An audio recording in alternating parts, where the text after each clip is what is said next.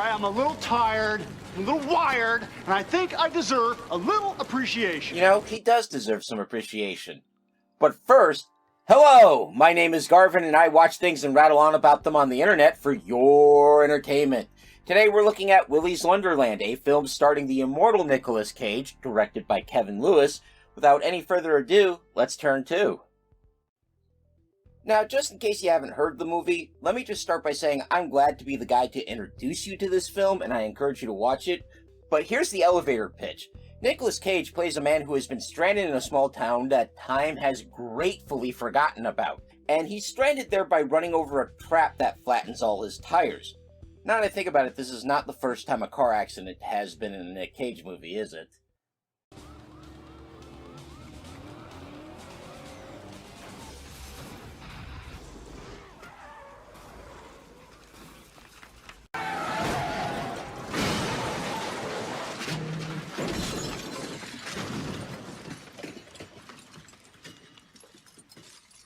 Thank you, Jesus.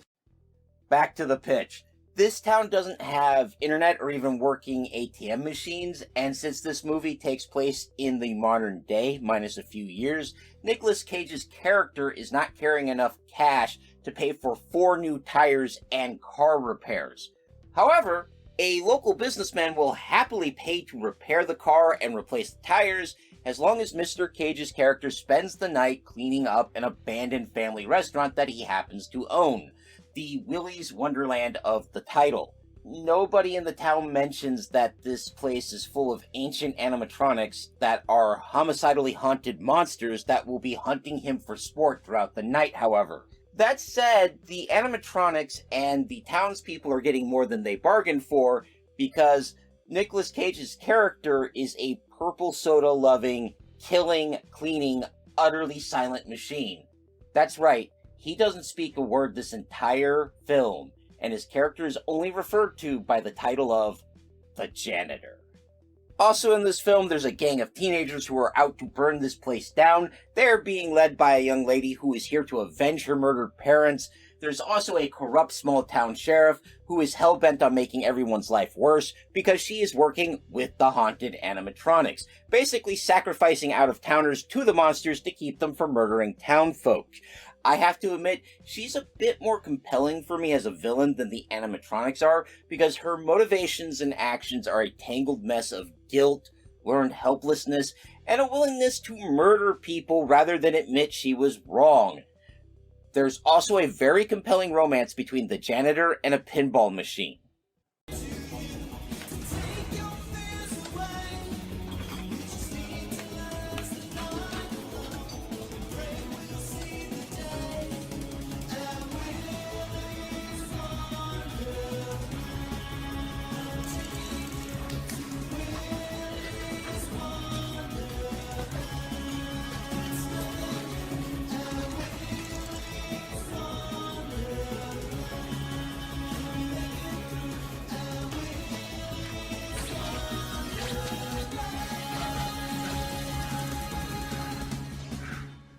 Now, if any of that sounds remotely interesting, it's free on Amazon Prime, although I should note the free version does come with commercials.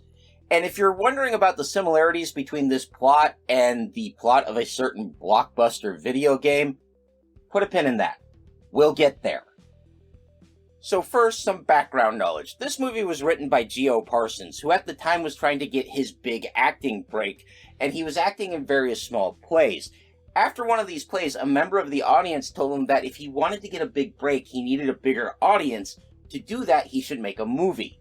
Mr. Parsons got the idea to create a budget horror flick from that, and he wrote and acted out a short film, but he wasn't happy with it. So he put an expanded version of the script on the Blood List. The Blood List was an industry list of unproduced horror thriller screenplays that were voted on by various people in the industry, and this is hopefully to drum up more attention to these scripts, which would bring money to actually produce them. This did get the attention of Kevin Lewis, an American director best known for the 2008 movie The Third Nail, and together they agreed to make this movie and they started to seek out funding. At first, Geo Parsons was going to star in the movie. This was supposed to be his big break, remember, but he was talked out of that by a casting director by the name of Venus Kanami, who actually pointed him to Nicolas Cage, and they were able to give him a copy of the script. He read it, and he loved it.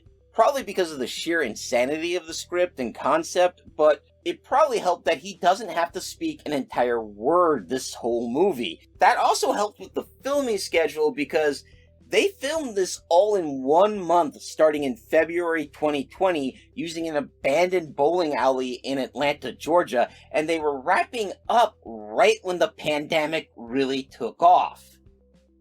We all remember COVID, and we all remember that 2020 was not fun. Among other things, COVID delayed the release of this movie until 2021 because of the pandemic. No one could go to the movie theater, right? So in 2021, it was released on video on demand with a limited theater run. The theater release didn't do too great, and the film ended up making about $457,000 on a budget of $5 million. So that probably stung a bit. Meanwhile, on video on demand and on various streaming services, the film became a cult hit. On Rotten Tomatoes, it made the list of best horror films of 2021. I went to take a look at it, and it was sitting there at number 45, which is not bad, honestly. Now, talking about the video game, I'm referring to Five Nights at Freddy's, which I'm pretty sure most of you know about, but just in case you don't, that's a video game where you play as a night watchman fighting off haunted animatronics. In the first video game, I believe you're doing this over the course of a work week, and they're trying to kill you. The video game was first released in 2014, and there is a Five Nights at Freddy movie that was made in 2023. And there's been some accusations that Mr. Parsons stole ideas from the video games to make this movie. That said, there are rather dramatic differences in the characters and the tone of the stories. The biggest thing they have in common is that the monsters of the story are haunted restaurant animatronics. Now, Mr. Parsons said that he was not inspired by the video game. His inspiration comes from a restaurant where he grew up on the California-Nevada border called Boomtown, where parents would drop their kids off before toddling into Reno to go gamble. I'm just going to go ahead and admit up front, I've never played the game. My experience with Five Nights at Freddy's is through YouTube videos mostly. I feel underqualified to make any definitive declarations. So I'm just going to encourage you to take a look at both works and make your own decision, okay? As for Willy's Wonderland, I really enjoyed watching the movie, and I recommend it to anyone who enjoys horror movies that don't take themselves entirely seriously. That said, is this one of the great cinematic works of humanity? No, not even close. But it is fun. And if you watch it with the right friends, you can have an amazing 90 minutes. And like I said, you can see it for free on Amazon Prime, or Tubi, I believe, if you prefer that service. That said, while I really enjoy watching this movie, let me be completely honest with you, dear viewers, it's the fan theories I really love. Let me tell you some of my favorites that I've heard over the years, or that I've seen on the internet. First, the janitor is actually an animatronic robot powered by the soda he's always drinking, and he's been sent out to destroy murderous robots like these, making him sort of a bargain bin Mega Man, I guess. Another one is the movie is set in the supernatural universe, and the janitor is a hunter, just like the boys. Another one is that he's a demons from hell sent to collect the souls haunting the animatronics because they are avoiding paying the devil what they owe. This also ties in really well with the theories that this is a Drive Angry sequel or an unofficial Ghost Rider sequel, and I kind of like that. Speaking of sequels, another theory is that this is an unofficial sequel to another horror film that Mr. Cage starred in, Mandy, although I have to admit my favorite Nicolas Cage horror movie is The Color from Outer Space. A counter theory to the demon theory is that he's actually an angel or an archangel sent down from heaven to just clean this whole thing up and set the town to rights.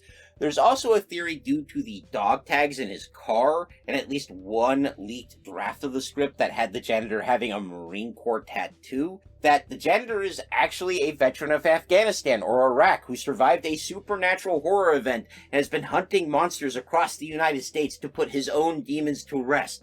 Lastly, I'm going to tell you one that was cooked up by a patron of mine. This is actually Chris Johnson from the movie Next. After Elizabeth, his lady love, dies, And he doesn't speak to anybody in this movie because he can see everything in the future and realizes that his best course in all of these situations is to just remain silent.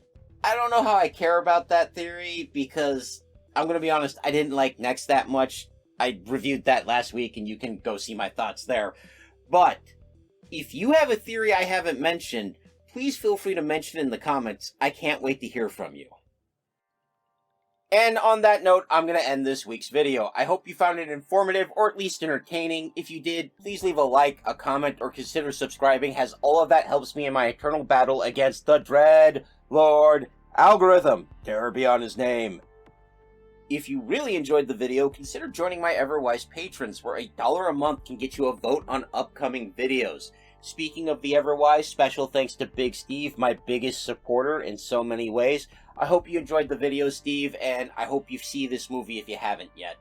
Next week, we're going to end Philip K. Dick Month by talking about how psychic powers have showed up in his stories, how they've been used, and how that use has changed over the years. I hope you join me, but until then, let me just say, take care of yourself, take care of each other, and of course, keep reading. I love you all. I'm taking this cube thing with me. I don't understand it, but I will.